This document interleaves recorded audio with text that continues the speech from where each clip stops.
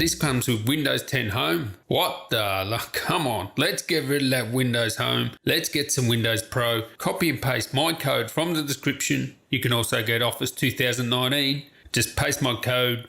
Woof, it's Windows Pro time. Right, Taliote champs. Now, you may or may not know that, studio laptops are coming out. And what are studio laptops? They're just basically laptops certified by Nvidia, I guess, to meet a certain standard to be ready for content creation. Whether it's 3D, video editing, any content creation. Now, I'm actually inside the Predator Triton 500 at the moment, and this has an RTX 2080. And the reason why I'm using this laptop, I actually have the Aero OLED in, and oh my god, you need to stay tuned for that review because that thing is a friggin' monster, like 80 watts sustained, and calibrated the screen, best out of any laptop. So make sure you stay tuned for that video. Now, first things first, the reason I selected this laptop to do this testing is because it does have an RTX 2080. So Nvidia said you can play back 8K red raw footage with a RTX 2080. Well, let's see. This is at full, of course.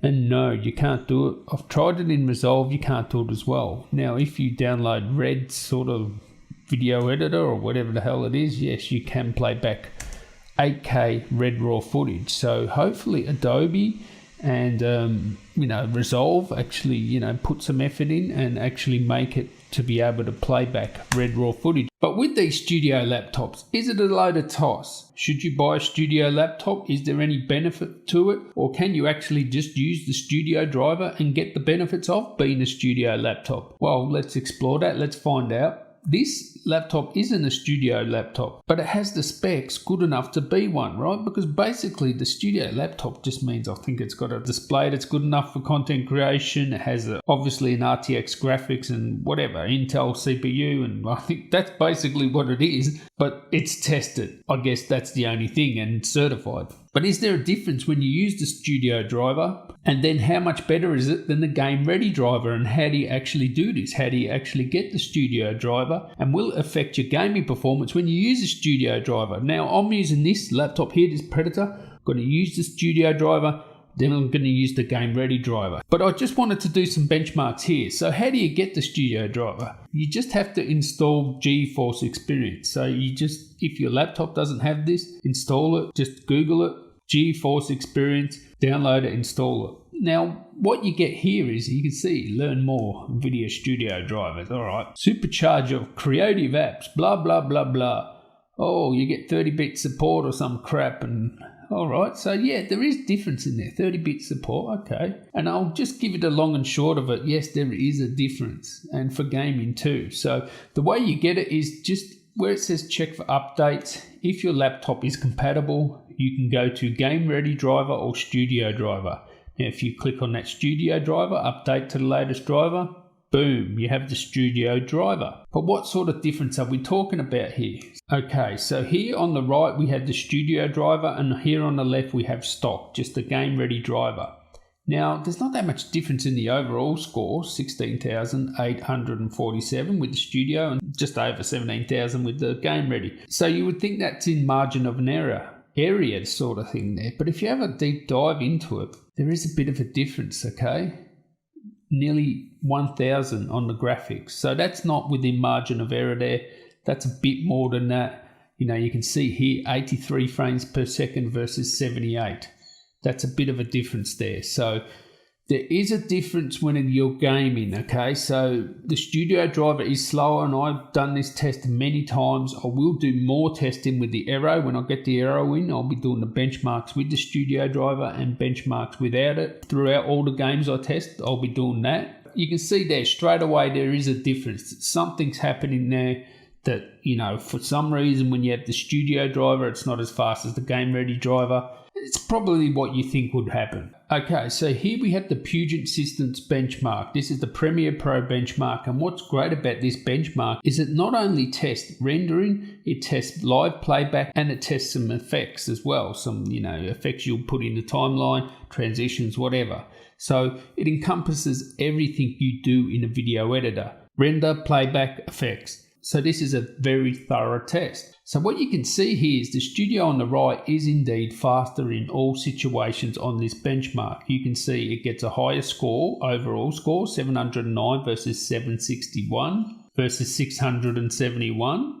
You'll see playback, it's better for playback, an extra 2 there, and you can see for export it is quicker. So yeah, I mean, it's not a big difference, but there certainly is a difference. The Studio driver is doing better with this creative app. So now we're in the Photoshop benchmark, Puget System Photoshop benchmark. Download it, test it for yourself. And what you can see here is, surprisingly, there is a bit of a difference here.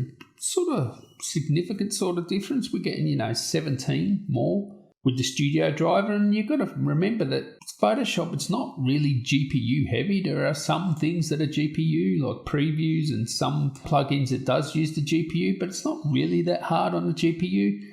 With the filter score, it's higher, GPU score again, and overall, it's just faster for this. So I wasn't expecting there to really be a difference in Photoshop, but there actually is with Photoshop as well. Now again, another Puget System Premiere Pro benchmark, and always the Studio is on the right if you want to know. This is sort of like real world. It is scripted, but it is like real world playback, real world rendering, and so on. And as you can see here, this is GPU effects only, 30 frames per second. What you can see here is, wow, there's stuff all different here. So this is 30 frames per second, GPU effects, and basically there's one more on the export score with the Studio driver. You could say that was just the differences in the run. I run them a few times. It was always faster, but yeah, it's not a big deal. But now we'll look at 60 frames per second GPU effects, and what we can see here is there is a bit of a difference here. You can see on the export score with the Studio driver on the right again, you get 35 versus 32 with the Game Ready driver. So yeah, there is a bit of a difference there. When you've done the Puget System benchmark where it tests everything together, the playback, the export and the effects, you get better performance with the Studio driver. I guess, yeah, you lose a bit in the gaming. So it's up to you. Do you want to lose that little bit of gaming performance for, a little bit of a gain in the Studio drivers? I guess it's up to you. Stay tuned for more with the Aero OLED. I'm going to investigate this more, but certainly for me, I think, the gaming performance is not that much of a hit so far. I will test more, of course, with more games. If it's taking a huge hit and you only get a little bit of a game with the Studio, maybe I'll stick with the Game Ready. But if it doesn't impact the gaming that much and I am getting these sort of gains, get the Studio driver. If you are a content creator, test it out yourself. Yeah, it does work. It is faster. There's no doubt. With creative application, it is faster. Interesting. Catch you in the next one. Tally ho.